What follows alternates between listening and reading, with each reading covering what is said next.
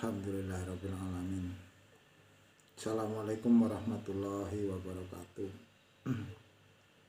Baik teman sedulur, alhamdulillah pada malam hari ini saya bisa membuat konten YouTube kembali, masih di perjalanan hidup saya, perjalanan spiritual saya ataupun lakon hidup saya. Balik baik. Terima kasih wadah yang namanya YouTube, handphone dan semuanya. Dan juga terima kasih teman sedulur konten YouTube yang lainnya yang selalu hadir mendengarkan ataupun menonton YouTube saya sampai detik ini. Saya ucapkan ribuan terima kasih kepada teman sedulur dan juga teman tetangga, saudara-saudara saya, orang-orang yang mengenal saya. Kembali Bapak Supono sangat baik, Bapak Haji, Ibu Mbak Dina, Pak Ngatemin, Ibu Wiji, dan semuanya saudara-saudara saya kembali. Semuanya saya doakan panjenengan semua selalu diberi kebahagiaan, kemudahan, kesehatan, panjang umur, dan selalu dimudahkan apapun yang menjadi keinginan panjenengan. Amin, amin, Allahumma amin. Terima kasih.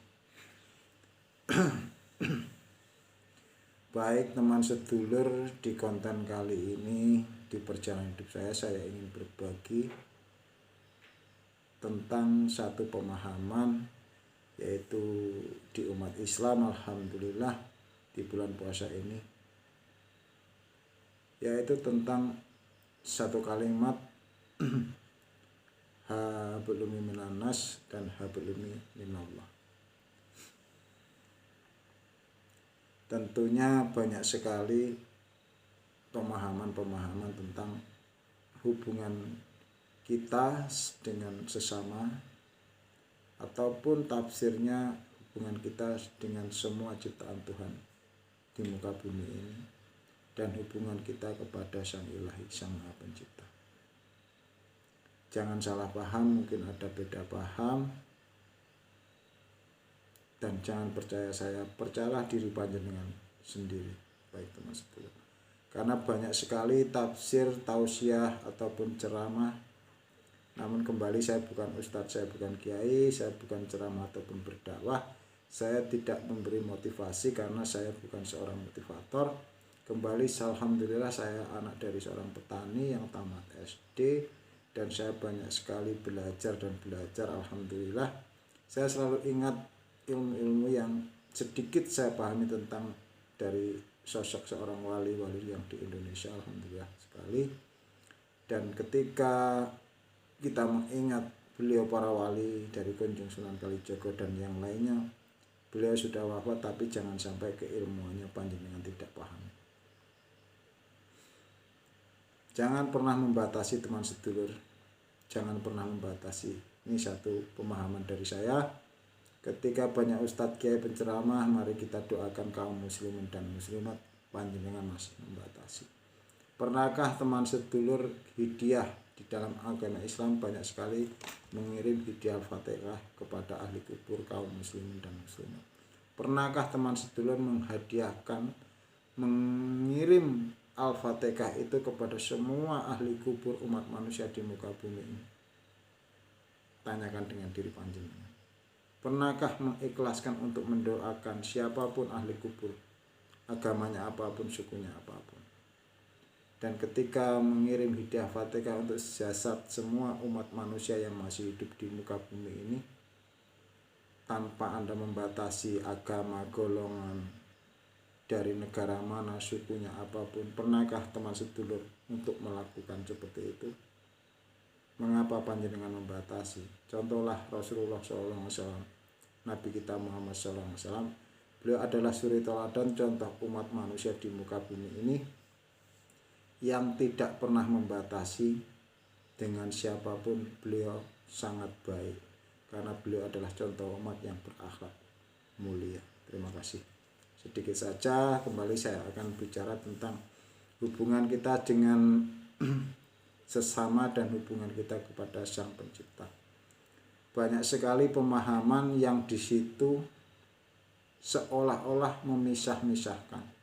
Jadi untuk menuju mendapatkan surga itu 100% dicapai dengan 50% hablum minannas dan 50% hablum minallah. Mohon maaf, jangan salah paham. Ketika 50% minannas, 50% minallah itu mungkin untuk golongan petani ataupun santri. Untuk ustadz dan kiai mungkin di atasnya lagi hablum minannasnya 30%, hablum minallahnya 70%, mungkin seperti itu pemahaman mereka. Dan itu jumlahnya juga 100. Jangan menyalahkan lagi. Terus ada meningkat lagi dari golongan orang-orang yang menyebut di dalam agama Islam dari syariat, tarekat, hakikat, makrifat, dan sampai orang-orang yang sufi. Mungkin bagi orang-orang yang makrifat itu 95% itu hablum minallah dan yang 5% hablum minannas. Nih, kalau menurut pemahaman mereka, mungkin orang seperti saya itu 95% hablum minannas, yang 5% hablum minallah. Ketika saya bekerja, karena saya tiap hari jualan keliling untuk memasarkan dagangan saya kepada siapa saja. Dan hablum minallahnya ketika saya sholat hanya 5%, mungkin menurut mereka. Dan yang 95% hablum minallah seperti orang-orang yang sudah disebut orang makrifat, itu sholat, wiritan, zikir, dan melakukan sholat-sholat sunnah, dan semuanya dihabiskan untuk ibadah-ibadah sholat ataupun wiritan di tempat duduknya. Mungkin seperti itu teman sedulur. Jadi di konten saya ini saya berbagi bahwasanya saya tidak pernah menyalahkan, karena semua ini benar-benar terjadi di kehidupan di saat ini. Alhamdulillahirabbil alamin. Dengan pemahaman siapapun Anda teman sedulur meyakini sesuatu, jangan pernah menyalahkan keyakinan orang lain, karena Islam mengajarkan untuk selalu menghargai. Kita harus selalu mengerti, jangan pernah menghakimi, karena itu bukan ranah manusia. Berpikirlah yang baik dan menyenangkan. Jika itu aliran ataupun Anda mendapatkan ilmu dari siapapun kurang nyaman di dalam kehidupan panjenengan, maka abaikan saja, cari yang lebih mudah dan menyenangkan. Kembali teman sedulur, saya berbagi hablum minannas dan hablum minallah itu tidak bisa dipisahkan. Ingat, kita lahir dari dunia, di dunia ini dari kita lahir sampai kita ke liang lahat itu adalah ibadah. Jadi hubungan kita dengan manusia, kita tersenyum ataupun pura-pura tersenyum, Allah tahu semuanya.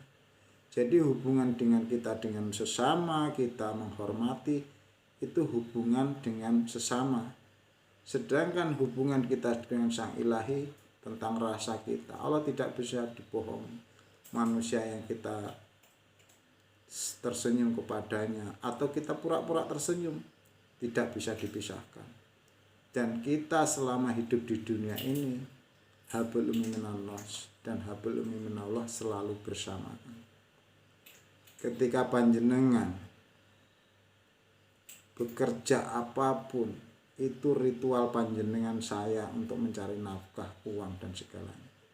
Sedangkan sholat, wiritan, sholat sunnah ataupun sholat-sholat yang dilakukan orang Islam, itu ritualnya ibadah di dalam agama Islam.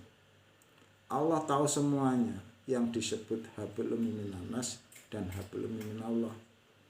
Ketika kita melihat tanaman bunga di pot bunga kita, teman sedulur, ada yang layu, maka kita harus memberikan air untuk menyiramnya. Itu hubungan kita dengan ciptaan-ciptaan Tuhan, dengan rasa kita apa, Allah tahu semua. Jadi tidak bisa dipisahkan.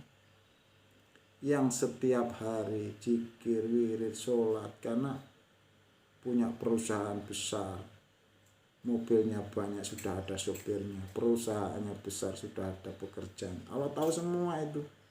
Jadi jangan Anda teman sedulur tertipu dengan pikiran-pikiran manusia yang di situ banyak sekali merasa dirinya itu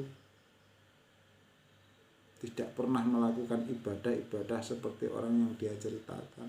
Ingat, kita dari lahir sampai ke liang lahat itu ibadah. Yang memberi nama hablum minanas dan hablum minallah dari agama Islam itu tidak bisa dipisahkan. Tapi banyak orang pemahamannya itu dipisah-pisahkan. Apakah salah? Tidak. Itu benar terjadi teman sedulur. Benar terjadi, mohon maaf. Saya berbagi. Tidak ada yang bisa dipisahkan. Ketika Anda baik dengan seseorang atau pura-pura baik. Manusia yang Anda baik itu tidak tahu. Tapi Allah tahu semuanya. Anda benar-benar tulus baik dari dalam di hati Anda atau pura-pura baik hanya di dalam mulut panjenengan teman sedulur. Baik, terima kasih teman sedulur. Satu pemahaman itu karena pemahaman seseorang ilmu, ini mohon maaf, Anda teman sedulur bisa hafal, hafid Quran, hafal hadis, suaranya baik, suaranya bagus. Keilmuan teman sedulur itu tidak ada gunanya, artinya ketika di lingkungan teman sedulur itu hanya ada orang tuli, orang bisu dan orang buta. Itu tidak ada artinya keilmuan panjenengan. Tapi Anda akan berarti jika memiliki pikiran yang baik dengan perilaku teman sedulur. Orang buta, orang tuli, orang bisu ketika dia merasa lapar, dia akan memberikan isyarat. Ketika panjenengan teman sedulur memberi sesuatu untuk memberikan makanan, dia hanya mengatakan terima kasih di dalam dirinya. Allah tahu semua itu, bukan hafalan-hafalan yang Anda hafalkan. Tapi perilaku dari pikiran teman sedulur yang baik itulah yang menggerakkan organ tubuh panjenengan untuk berbuat baik kepada mereka. Keilmuan itu tidak akan ada gunanya lagi, tapi perilaku teman sedulur dari pikiran yang baik akan menciptakan perilaku perbuatan yang bermanfaat untuk ciptaan Tuhan yang lainnya. Keilmuan teman sedulur tidak ada gunanya ketika di tengah hutan, ketika dengan binatang dan tumbuh-tumbuhan. Karena keilmuan teman sedulur, hafal, hafid ataupun tahu tentang pemahaman agama ini akan teman sedulur terapkan ketika Anda memiliki pikiran yang sangat baik kepada ciptaan-ciptaan Tuhan yang lainnya, binatang dan tumbuh-tumbuhan. Terima kasih teman sedulur, saya berbagi. Mudah-mudahan konten ini bukan yang terakhir. Alhamdulillah. Saya akhiri, bila taufiq wal hidayah. Wassalamualaikum warahmatullahi wabarakatuh. Alhamdulillah.